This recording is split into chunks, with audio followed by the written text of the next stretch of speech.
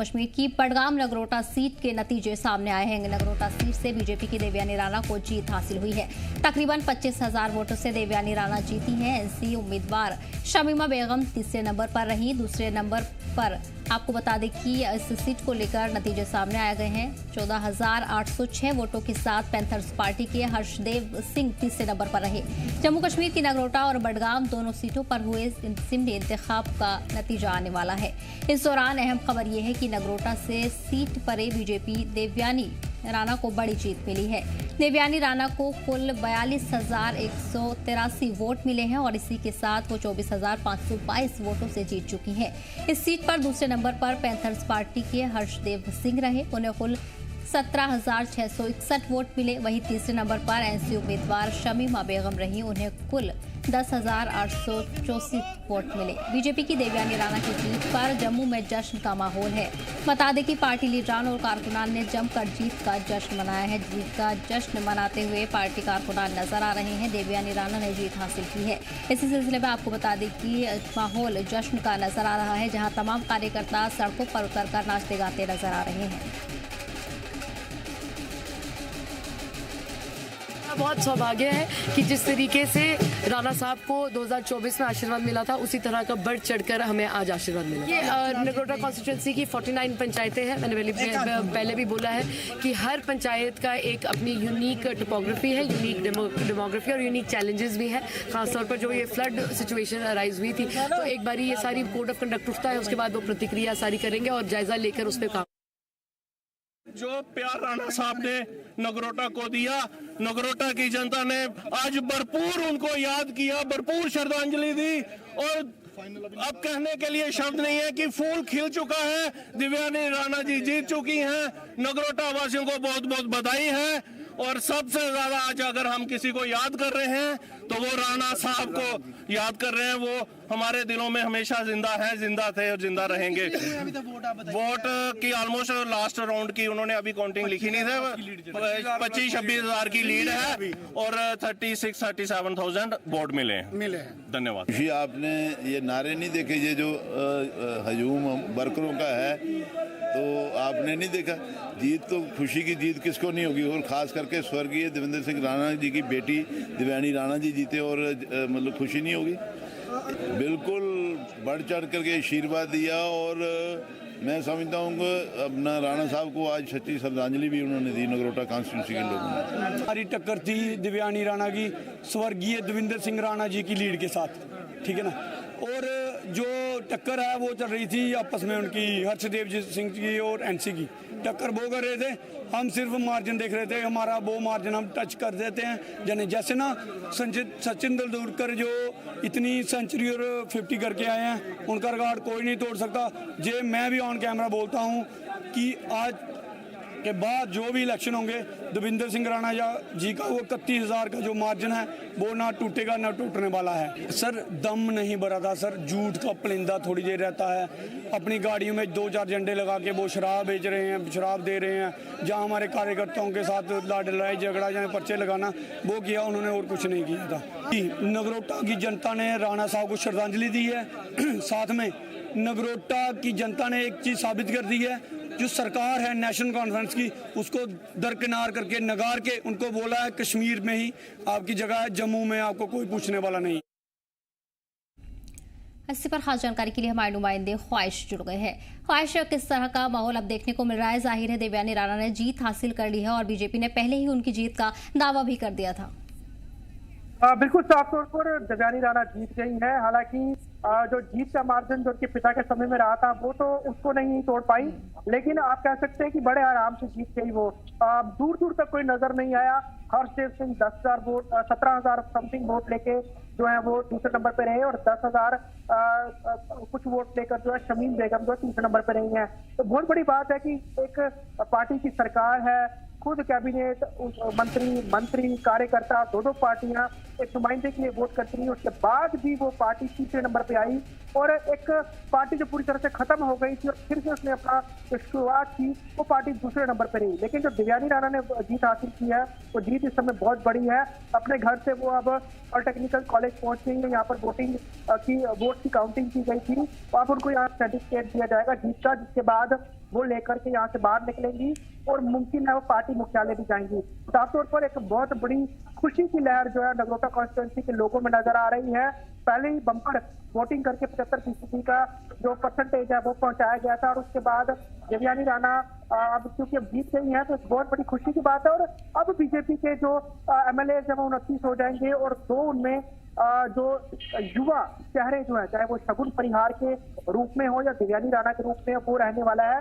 दोनों युवा है और तेज तरार भी है। तो आप बीजेपी की असेंबली में आप कह सकते हैं ऑपोजिशन में आवाज बुलंद करते हुए देवयानी राणा भी नजर आएंगी।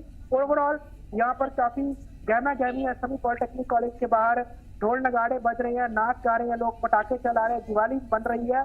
बहुत खुशी इस समय हर किसी के चेहरे पर नजर आ रही है। जी ख्वाहिश, इसके अलावा बाकी जो उम्मीदवार रहे हैं दूसरी दीगर पार्टियों के, उनकी क्या स्थिति देखने को मिली है? क्योंकि एनसी के लिए कहीं ना कहीं ये एक झटका है। हालांकि देवयानी राणा को लेकर ही जीत की उम्मीद की जा रही थी, लेकिन वही एनसी भी अपनी जीत का दावा इस सीट से करती नजर आई थी। सीएम उमर ने खुद कहा था कि हम दोनों ही सीटों पर जीत दर्ज करेंगे, लेकिन जहां देखा जा रहा है कि तीसरे नंबर पर एनसी उम्मीदवार नजर आई। देखिए, चाहे कोई इसमें 10 वोट लेने वाला व्यक्ति क्यों ना हो, जिसको ये पहले से पता हो कि मेरे को 10 या 20 वोट मिलेंगे, जब वो बात करता है तो ये दावेदारी जरूर ठोकता है कि मैं जीत रहा हूँ। ऐसे में नेशनल कॉन्फ्रेंस में दावेदारी ठोकी थी, लेकिन उनके हाव भाव पहले से पता करा। आप समझिए कि नेशनल कॉन्फ्रेंस को उतना भी समर्थन नहीं मिला तो जो दूसरे नंबर पर आ जाए। हालांकि देवयानी राणा और हर्षदेव के बीच में बहुत दूर का अंतर है, 25,000 वोट का अंतर है। लेकिन वहीं अगर हम देवयानी राणा और शमीम बेगम की बात करें तो 35,000 से ज्यादा वोट का फर्क जो है वो साफ नजर आता है। और कहीं ना कहीं लोगों ने जवाब दे दिया है कि नेशनल कॉन्फ्रेंस जिससे बड़ी दावे ठोक ले जम्मू में और खास तौर पे नगरोटा कॉन्स्टिट्यूंसी में उनका कुछ भी यहाँ पर आप कह सकते मौजूदगी नहीं है। हालांकि कांग्रेस भी बैक फ्रंट से नेशनल कॉन्फ्रेंस के कैंडिडेट को सपोर्ट कर रही थी, उसके बावजूद में 10,000 वोट लेना तो काफी चिरकई है। अब सिर्फ नजर बड़गाम पे है कि क्या बड़गाम की स्थिति जीतती है कि नहीं जीतती है। और अगर ये दोनों सीटें नेशनल कॉन्फ्रेंस हार जाती है तो आप मान लीजिए कि नेशनल कॉन्फ्रेंस के लिए बहुत बुरी ये हार होगी और कहीं ना कहीं उनकी गाल पे तमाचा भी होगा। जो बड़ी बड़ी बातें नेशनल कॉन्फ्रेंस कर रही थी वो सारा जो है इस चुनाव ने वो बता दिया है कि किस तरह से लोग उनको सपोर्ट कर रहे हैं और उनके लिए वो एक हमदर्दी रखते हैं। बिल्कुल। ख्वाहिश, नगरोटा में इस वक्त जश्न का माहौल देखने को मिल रहा है और जाहिर है क्योंकि देवयानी राणा ने जीत हासिल की है। तकरीबन 25,000 वोटों से देवयानी राणा जीती है, जो कि एक बड़ा नंबर है। कोई भी उम्मीदवार उनके आसपास नजर नहीं आया है। लेकिन अब आगे क्या कुछ रद्देअमल उनकी तरफ से सामने आया है? किस तरह की रणनीति उनकी रहेगी? क्या कुछ इलाके में वो विकास के काम करने को लेकर दावे उनकी तरफ से किए गए हैं? देखिए, साफ तौर पे इस तरह से उनका जो कॉन्स्टिट्यूंसी की टरेन है बड़ा आप कह सकते हैं टफ टरेन है। लेकिन अभी तो मौसम काफी अच्छा हो गया है, बेहतर है। जब फ्लड से बारिश थी देवयानी राणा तब भी हर इलाके गई। आप कह सकते हैं कि मिट्टी से भरी जगहें थी, रास्ते नहीं थे चलने के, उसके बावजूद हर जगह पहुंचने की कोशिश की और बहुत जगह तो खुद से ही मदद की, चाहे सरकार ने कुछ किया ना किया हो। तो एक उम्मीद की किरण जो है उनके चेहरे से जागती है और अपने पिता के अधूरे सपने पूरे देवयानी राणा करेगी, ऐसा उन्होंने दमखम जो है वो सोचा है। तो सिर्फ MLA तक रुकने वाली नहीं है। सदस्य में आपको बता दूं वो बहुत दूर तक जाएंगी और ये उनका सियासी करियर शुरू हुआ है। जैसे उनके पिता ने एक लंबा सियासी करियर और अपनी एक लोगों के साथ जुड़ाव रखा और कामकाज किए और बहुत ऊपर तक पहुंचे थे। देवयानी राणा 31 साल की उम्र में विधायक बनी है। अभी उनकी बहुत दूर तक की आप कह सकते हैं कि यात्रा है और कहीं ना कहीं बीजेपी उनको बहुत आगे भी लेके जाएगी और इस पार्टी में चुनी जाती है। साफ तौर पर हम ये देख रहे हैं जिस तरह से बहुत ही जिस तरह बातें करती है, काम करती है, बड़ा अग्रेसिव देश से करती है, इसलिए आगे भी नगरोटा को आगे लेके जाएगी। इस कारण बढ़ चढ़कर समर्थन जो है इस बार बचाव नजर आया है। बिल्कुल। ख्वाहिश, इसी के साथ ये भी जानना चाहेंगे, अभी हालांकि काउंटिंग का सिलसिला जारी है और देवयानी राणा ने जीत हासिल कर ली है, दूसरी सीट के नतीजे आने भी बाकी है। क्या एनसी की तरफ से, एनसी रिटर्न की तरफ से कोई रद्देअमल उनकी जीत पर सामने आया है? देखिए, अभी फिलहाल उनके सबसे सारे से जो है वो नजर आ रहे हैं, भरे हुए नजर आ रहे हैं। अभी तक कुछ बोला नहीं है क्योंकि हो सकता है हम देखेंगे कि इससे बात हो, लेकिन ओवरऑल यहाँ से कोई बयान नहीं आए। लेकिन बड़गाम सीट जीती है कहीं ना कहीं एक खेमा जरूर नजर आएगा। जैसे हमने पहले भी देखा था कि राज्यसभा चुनाव जीतने के बाद जम्मू के शेरे के भवन में यहाँ पर काफी क्रैकर्स चलाए गए थे, ढोल नगाड़े बजाए गए थे। लेकिन अगर वो अपने बड़गाम सीट तो यहाँ पर कहीं ना कहीं कुछ सेलिब्रेशन होगा, लेकिन कांटे की टक्कर वहां नजर आ रही है। ओवरऑल नगरोटा से तो उनको हार मिली है। बड़गाम के बाद अगर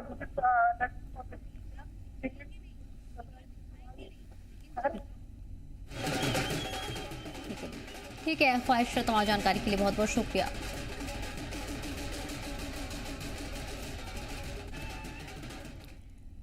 और वहीं बड़गाम ज़िमनी इंतखाब के नतीजे भी आज सामने आने वाले हैं। पीडीपी के आगा मुंतजिर सबसे आगे चल रहे हैं। एनसी के आगा सैयद महमूद दूसरे नंबर पर नजर आ रहे हैं। इसके अलावा तीसरे नंबर पर आजाद उम्मीदवार समीर भट्ट बने हुए हैं। बता दें कि कश्मीर की बड़गाम सीट पर ज़िमनी इंतखाब के नतीजे आने में अभी कुछ वक्त लगेगा।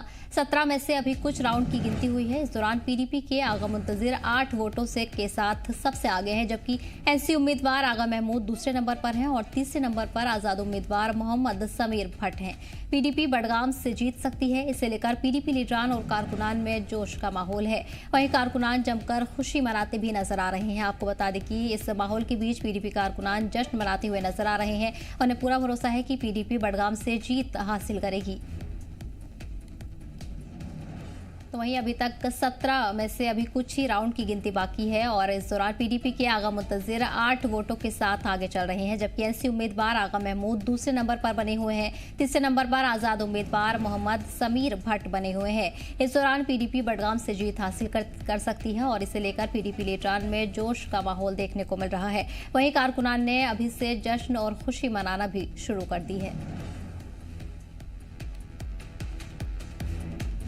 तो आपको बता दें कि वोटों की गिनती का सिलसिला लगातार जारी है। बड़गाम ज़िमनी इंतखाब के नतीजे आज सामने आएंगे। पीडीपी के आगा मुंतजिर सबसे आगे चल रहे हैं। एनसी के आगा सैयद महमूद दूसरे नंबर पर है।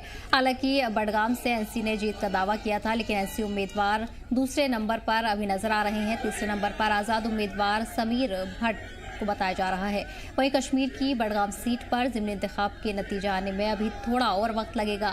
17 में से अभी कुछ राउंड की गिनती हुई है। इस दौरान पीडीपी के आगा मुंतजिर 8 वोटों से आगे चल रहे हैं। पीडीपी ने वोटों से आगे चलने पर अपने उम्मीदवार के लिए खुशी भी जाहिर की है। पीडीपी की तरफ से ये भी कहा गया है कि पीडीपी ही इस सीट पर जीत हासिल करेगी, लेकिन इस बीच आपको बता दें कि एनसी ने भी इस सीट से जीत का वादा किया था। इसी पर खास जानकारी के लिए हमारे नुमाइंदे नूर जुड़ गए हैं। नूर, अभी तक के अपडेट के मुताबिक कितने राउंड की गिनती हो चुकी है और ऐसे में पीडीपी आगे चल रही है? पीडीपी ने जीत का भरोसा जताया है। अभी से जो कारकुनान है उन्होंने खुशी और जश्न मनाना भी शुरू कर दिया है। जी सदब, सबसे पहले मैं यहाँ पे करेक्ट करना चाहूंगा। आगा सईद मुंतजिर जो कि पीपल्स डेमोक्रेटिक पार्टी के कैंडिडेट बड़गाम से हैं, वो छठे राउंड तक तकरीबन 2000 से ज्यादा वोट से आगे चल रहा है नेशनल कॉन्फ्रेंस से। और ये बढ़त जो है दूसरे राउंड से मुसलसल वो कैरी करते आ रहे हैं और छठे राउंड तक जो है ये बढ़त 2000 से ज्यादा बन गई है। और आज सुबह से जब हम बात करेंगे, जब काउंटिंग शुरू हुई तो वहां पर पहले राउंड में नेशनल कॉन्फ्रेंस 629 वोट से आगे थी, लेकिन दूसरे राउंड से नेशनल कॉन्फ्रेंस पीछे चली गई और वो बढ़त जो है छठे राउंड तक 2000 से ज्यादा बन गई, 2000 से ज्यादा बन गई है। और अभी जो है 7वां राउंड भी मुकम्मल हुआ है, हालांकि ऑफिशियल डेटा अभी आना बाकी है। और ये कहा जाता है कि पीपल्स डेमोक्रेटिक पार्टी ने 7वें राउंड में भी बढ़त बनाई है। और आज सुबह से हम देख रहे हैं कि जब पहला राउंड इख्तिताम पजीर हुआ और उसके बाद दूसरे राउंड के रिजल्ट्स जब सामने आए तो तब से ही पीडीपी कंटिन्यूसली यहाँ पर बढ़त बनाती हुई दिखाई दे रही है। और उसी के मद्देनजर जो है बाहर, अगर हम बड़गाम काउंटिंग सेंटर्स के बाहर या आगा सईद मुंतजिर की जो रेसिडेंस है वहां पर जश्न जैसी मनाजिर हमें देखने को मिलते हैं। तो ओवरऑल हम ये कह सकते हैं कि जो बढ़त कंटिन्यूसली 6 राउंड्स तक पीडीपी ने बनाई है, तो ये कहीं ना कहीं यहाँ पर चैलेंजिंग दिखाई दे रहा है नेशनल कॉन्फ्रेंस को। हालांकि अभी कुछ नहीं कह सकते हैं क्योंकि अभी तकरीबन 10 राउंड्स फिर से हैं जिनको काउंट करना बाकी है, तो वहां पर कुछ भी पॉसिबल हो सकता है। और अभी ये पॉसिबल नहीं होगा कहना कि कौन सी पार्टी जीतेगी। हालांकि अभी पीडीपी जिस अंदाज से यहाँ पर लीड करती दिखाई दे रही है, तो ये क्या कह सकते हैं कि जो पीडीपी है इस बार स्ट्रॉन्ग दिखाई दे रही है। हालांकि नेशनल कॉन्फ्रेंस जो है वो भी एक स्ट्रॉन्ग पार्टी है और उनका एक बड़ा कैडर यहाँ पर है, बड़े रिकॉर्ड्स उनके यहाँ पर है। तो ये कहना अभी पॉसिबल नहीं होगा कि कौन सी पार्टी जीतेगी। लेकिन अभी पीडीपी की बढ़त से पीडीपी के जो सपोर्टर्स है, फॉलोअर्स है, वो इस वक्त जश्न मना रहे हैं और जश्न के मनाजिर बड़गाम कॉन्स्टिट्यूएंसी से आ रहे हैं। जी बिल्कुल। और लगातार जानकारी के लिए श्रीनगर से मीर उमर भी हमारे साथ जुड़ गए हैं। मीर, किस तरह का माहौल देख रहे हैं? एनसी ने इस सीट से जीत का दावा किया था, लेकिन एनसी दूसरे नंबर पर नजर आ रही है। उम्मीद की जा रही है कि पीडीपी इस सीट से जीत हासिल कर सकती है। बिल्कुल डेफिनेटली जिस तरह से फिगर्स अभी नजर आ रहे हैं, पीडीपी ने अभी तकरीबन जो है 2500 वोट्स की जो लीड बना के रखी हुई है ये एक काफी ज्यादा एक चैलेंजिंग सिचुएशन है अब नेशनल कॉन्फ्रेंस के लिए, इसमें कोई डाउट नहीं है। इनफैक्ट जब पहला राउंड चला था तो उसमें नेशनल कॉन्फ्रेंस ने अच्छी खासी लीड ली थी और ऐसा नजर आ रहा था कि शायद ये लीड आगे चलेगी, लेकिन दूसरे ही राउंड में पीडीपी ने फिगर्स को उलट कर दिया और कंटिन्यूसली अभी छठा राउंड हो चुका है और 6 राउंड में करंटली जो है पीडीपी अपनी लीड बनाए हुए है और एक रिमार्केबल एक डिस्टिंक्शन जो है, बीच में एक गैप रखा है अभी इस टाइम पे। अगर हम फिगर्स की बात करें, क्योंकि 2500 के फिगर को क्रॉस करना काफी ज्यादा डिफिकल्ट हो सकता है नेशनल कॉन्फ्रेंस के लिए, लेकिन अभी मजीद और 10 राउंड होने हैं और डेफिनेटली कुछ देर के बाद जो है नताइज का जो फैसला जो है वो भी हमें देखने को मिल सकता है। तो अभी फिलहाल किसी भी तरीके से ये नहीं कह सकते हैं कि जीत कौन सकता है, लेकिन ये जरूर है अगर लीड की जो प्रोबेबिलिटी जो है अगर उसको मद्देनजर रखे तो कहीं ना कहीं पे पीपल्स डेमोक्रेटिक पार्टी इस वक्त जीत का जो समारोह जो है उसका जो है एक मजा डेफिनेटली उठा रहे हैं। इनफैक्ट कुछ विजुअल्स जो है हमने आपके साथ शेयर किए हैं जिसमें पीपल्स डेमोक्रेटिक पार्टी के जो वर्कर्स हैं अलग अलग लोकेशन पे अभी इस टाइम पे सेलिब्रेट कर रहे हैं, क्योंकि फिगर्स की सीडी पे अगर चलते हैं तो कहीं ना कहीं पे ऊपर पीडीपी ही जो है नजर आ रही है। तो दोनों सूरत हाल अभी पैरेलल है, क्योंकि प्रीवियसली जिस तरह से लोगों के साथ बात की गई थी उसमें ये नजर कहीं ना कहीं पे जरूर आ रहा था कि नेशनल कॉन्फ्रेंस के लिए बड़गाम के अवाम की जो है एक कहीं ना कहीं पे जो नाराजगी जो है, रिजेंटमेंट जो है वो उनके अल्फाज से देखने को मिल रहा था। हालांकि उसके कई सारे अलग अलग रीजंस जो है वजूहात जो है वो बता रहे थे, जिसमें उनका ये मानना था कि एक साल तक कहीं पे भी सरकार की कोई पॉलिटिकल प्रेजेंस जो है बड़गाम डिस्ट्रिक्ट में नहीं देखने को मिली है। वहीं पे जो कुछ कमिटमेंट्स सरकार की तरफ से की गई थी वो कमिटमेंट्स पूरी नहीं हुई। हालांकि ये भी आपने देखा होगा कि जब कैंपेनिंग शुरू हुई थी बड़गाम सीट को लेकर तो चीफ मिनिस्टर की तरफ से कुछ वादे जो है, कुछ गिफ्ट जो है बेसिकली बड़गाम डिस्ट्रिक्ट के लिए ऐलान किए गए थे, लेकिन कहीं ना कहीं पे ऐसा लग रहा है कि काफी देर हो चुकी थी। लोगों ने अपना जो एक मन जो है वो बना लिया था और एज पर दी फिगर्स जिस तरह से हम वोट्स का भी देख रहे हैं तो जो पब्लिक का जो एक्सप्रेशन जो है वो साफ तौर पर करंटली अभी नजर आ रहा है कि उनकी जो लहर जो है वो कहीं ना कहीं पे पीडीपी के खाते में नजर आ रही है। वो एक रीजन जो है वो देखने को मिल रहा है, लेकिन फिर भी जरूर ये कह सकते हैं कि अभी कई राउंड्स जो है वो बाकी हैं और काउंटिंग का प्रोसेस लगातार अभी चल रहा है।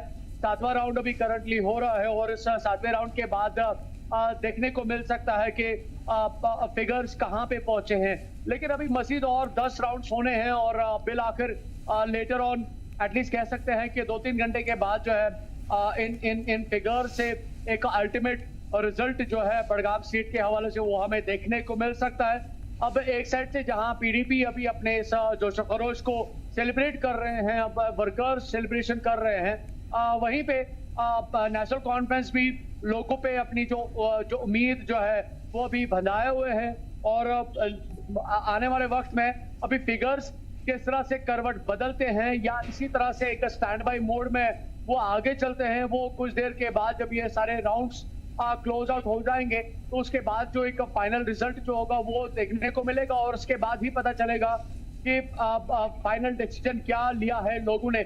लेकिन हाँ, ये अगर आप देखें तो जो मेन स्ट्रीम की जो टक्कर जो है पीडीपी वर्सेस जो नेशनल कॉन्फ्रेंस हमें देखने को मिल रही है, इसकी एक्सपेक्टेंसी जो है वेरी बिगिनिंग से ही सभी पॉलिटिकल पार्टीज की अगर आप बात करें या जो पॉलिटिकल एक्सपर्ट्स हैं उनके तरफ से ये देखने को मिल रहा था कि अगर इस इलेक्शन में अगर कोई जंग देखने को मिलेगी तो वो डेफिनेटली पीडीपी और नेशनल कॉन्फ्रेंस के खाते में ही या इनके बीच में ही देखने को मिलेगी।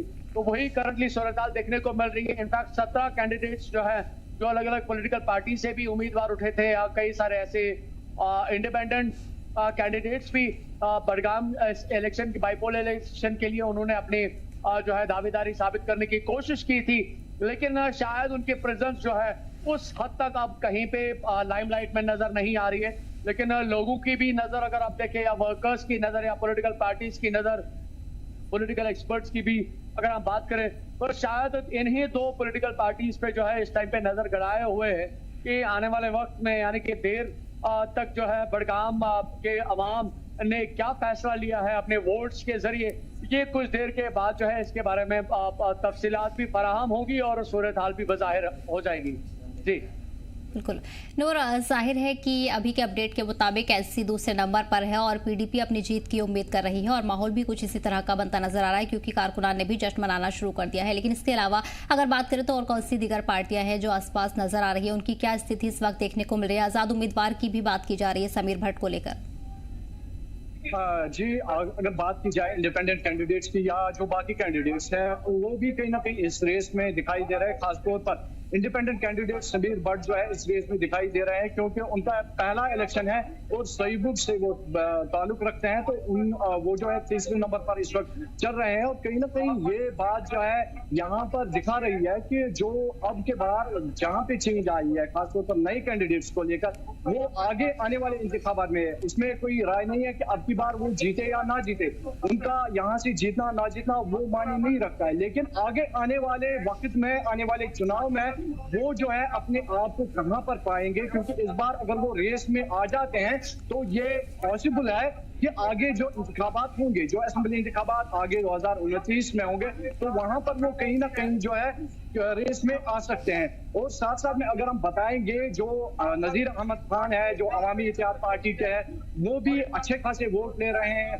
या जिब्रान डार है वो भी जो वोट्स ले रहे हैं, तो कहीं ना कहीं ये बात जो है यहाँ पर रीजनल पार्टीज को चिंता में डालेंगी, उनके लिए परेशानियां जो है यहाँ पर क्रिएट कर सकती है आने वाले इंतखाबात में। तो ओवरऑल हम ये कह सकते हैं कि अब जो है जमहूरियत के इस जश्न में हर कोई पार्टी आ रही है, इंडिपेंडेंट कैंडिडेट्स आ रहे हैं और वो अपने मुकद्दर को यहाँ पर आजमा रहे हैं। और सबसे बड़ी बात यह है कि शायद आज इनकी इन्वॉल्वमेंट इस इलेक्शन में, बाई इलेक्शन में, आने वाले चुनाव में, आने वाले असेंबली इंतखाबात में जो 2029 में होंगे, उनके लिए एक राह हमवार करेगी। वहां तक जाने के लिए इनको शायद ये फेम में ला सकती हैं या एक बड़ा पॉजिटिव इनके लिए ये स्टेप होगा। जी बिल्कुल, मेरा और एनसी के लिए जाहिर है ये एक बड़ा झटका साबित होगा क्योंकि देवयानी राणा जीत हासिल कर चुकी है और बडगाम से पीडीपी अभी फिलहाल आगे चल रही है क्योंकि एनसी ने दोनों ही सीट पर जीत का दावा किया था और ऐसे में अगर एनसी को एक भी सीट नहीं मिल पा रही तो एनसी के लिए एक बड़ा झटका साबित होगा। किस तरह एनसी इसको लेकर रद्द-ए-अमल, अभी तक कुछ ऐसा सामने आया है? हालांकि पीडीपी ने खुशी जरूर जाहिर की है। अभी नेशनल कॉन्फ्रेंस की तरफ से कोई बड़ा इस बारे में कोई बयान नहीं आया है। हालांकि उनका शुरुआत से ये मानना था कि वो पब्लिक के मैंडेट पे भरोसा करते हैं, तो लोगों का जो अपना एक राय होगा, जो एक अपना रिजेंटमेंट होगा या रद्द-ए-अमल होगा, उसको लेकर ही वो वोट के जरिए अपनी ख्वाहिशात को जाहिर करेंगे। तो वो पब्लिक की एक्सपेक्टेशंस की रिस्पेक्ट करते हैं, चाहे वो नेता कोई भी हो, किसी भी पॉलिटिकल पार्टी का हो। उसमें नेशनल कॉन्फ्रेंस को कोई डाउट नहीं है। बट हाँ, ये जरूर है कि एक एक्सपेक्टेंसी जो है पॉलिटिकल पार्टी की जरूर होती है क्योंकि उन्होंने वहां पे अपने नुमाइंदे पे काफी ज्यादा मेहनत की होती है, या जो प्रीवियसली उनका एक वर्क प्रोसेस जो वहां पे रहा है, चाहे वो वर्क प्रोसेस हो या वर्क प्रोग्रेस हो, ये दो बड़ी अलग अलग चीजें हैं जो इलेक्शंस में फैसला करती हैं। अगर कोई चीज प्रोसेस में ही रहती है तो शायद हमें आज की तरह के जिस तरह से बडगाम में हमें नताइज नजर आ रहे हैं तो वो उस तरह की सूरत हाल नजर आती है। लेकिन अगर कहीं पे कोई वर्क प्रोग्रेस चल रहा है तो डेफिनेटली जिस तरह से आज देवयानी राणा ने एक बहुत बड़ी जीत जो है नगरोटा में हासिल की है, तो वो एक बड़ा रीजन बनता है कि जो प्रीवियस उस रीजन में या उस कॉन्स्टिट्यूएंसी में उस सरकार के नुमाइंदे ने लोगों के साथ किस तरह से काम किया है, वो उसका फ्यूचर बनता है। उसी पे आने वाले वक्त में रिजल्ट्स जो है, नताइज जो है वो नजर आते हैं। तो ये एक बड़ा एक डिस्टिंक्टिव एक फैक्टर है, एक खास तौर पर जो सभी चीजों को सेग्रीगेट करता है, फिल्टर करता है। तो ये एक बड़ा रीजन बन रहा है कि जहाँ पे प्रीवियसली अगर आप लोगों से आपकी उनकी बात जो है आपने सुनी होगी, तो वो कहीं ना कहीं पे अपनी नाराजगी डेफिनेटली नेशनल कॉन्फ्रेंस के हवाले से दिखा रहे थे। और जो इसके पॉलिटिकल एक्सपर्ट्स हैं, उनकी भी कहीं ना कहीं पे ये जो एक राय लगातार बन रही थी कि एक वोट डिस्टिंक्शन जो है वो देखने को मिल सकता है, शायद फिगर्स उलट सकते हैं। और आज शुरुआत में जिस तरह से पहला ही राउंड नेशनल कॉन्फ्रेंस ने अपने खाते में कर लिया था, तो कहीं ना कहीं पे ऐसा लग रहा था कि शायद फिगर्स चेंज हो जाएंगे। लेकिन दूसरे राउंड के बाद ही अब जिस तरह से पीडीपी अपनी कंसिस्टेंसी बाय फिगर्स दिखा रही है, तो ये एक रिमार्केबल जो अचीवमेंट है वो हो सकती है। इनफैक्ट अगर आप देखें तो पिछले एक साल से माफ कीजिएगा, पिछले एक साल से बड़गाम डिस्ट्रिक्ट में कोई बड़ी पॉलिटिकल मूवमेंट जो है वो देखने को नहीं मिली है, चाहे आप उसको पीडीपी के साथ जोड़ दें या नेशनल कॉन्फ्रेंस के साथ जोड़ दें। हालांकि इन द लेटर ऑन कई सारे ऐसे इंडिपेंडेंट कैंडिडेट्स ने कैंपेनिंग के दौरान अपनी प्रेजेंस दिखाई, या नेशनल कॉन्फ्रेंस की बात करें, पीडीपी की बात करें, आम आदमी पार्टी की बात करें, अवामी इत्तेहाद पार्टी की बात करें, हर एक पॉलिटिकल पार्टी ने अपने at the end of the day जो है अपनी प्रेजेंस को मजबूत करने की कोशिश की थी। लेकिन एक लॉन्ग टर्म पे जो एक्सपेक्टेंसी जो होती है, लोगों की जो उम्मीदें होती हैं, वो खासतौर पर उन पॉलिटिकल पार्टीज के रिप्रेजेंटेटिव्स के साथ या उन पॉलिटिकल पार्टीज के साथ होती है जिन्होंने प्रीवियस अपने कार्यकाल में उस एरिया में, उस जगह पे, उस लोकेशन पे, उस डिस्ट्रिक्ट में काम किया होता है, और वही आने वाले वक्त में दूसरे इलेक्शंस के लिए नींव बन जाती है, बेस बन जाती है। अब जिस तरह से प्रीवियस सूरत हाल रही है उसका जो एक नतीजा है, हम डेफिनेटली ये नहीं कह सकते कि कोई खामियाजा, बट ये हाँ, ये नतीजा जो है अब लोग अपने वोट्स के जरिए आज साफ तौर पर इजहार कर रहे हैं। लेकिन ये भी साथ में जरूर कहना है कि अभी काउंटिंग का प्रोसेस जो है लगातार चालू है, जारी है, और कई सारे राउंड्स जो है अभी काउंटिंग के हवाले से और मजीद होने हैं। में भी हो सकता है कि सूरत हाल बदल सकती है, या इसी तरह से स्टैंड बाई जो एक कंसिस्टेंसी पीडीपी की नजर आ रही है पिछले 6 राउंड से 7 राउंड से, वही हमें आने वाले वक्त में भी या आने वाले राउंड्स में भी देखने को मिल सकती है। बिल्कुल ठीक है अमीर उमर नूर, तमाम जानकारी के लिए बहुत बहुत शुक्रिया। और भाई आपको बता दें कि वोटों की गिनती का सिलसिला लगातार जारी है। फिलहाल की बात करें तो पीडीपी आगे चलती हुई नजर आ रही है, वही एनसी दूसरे नंबर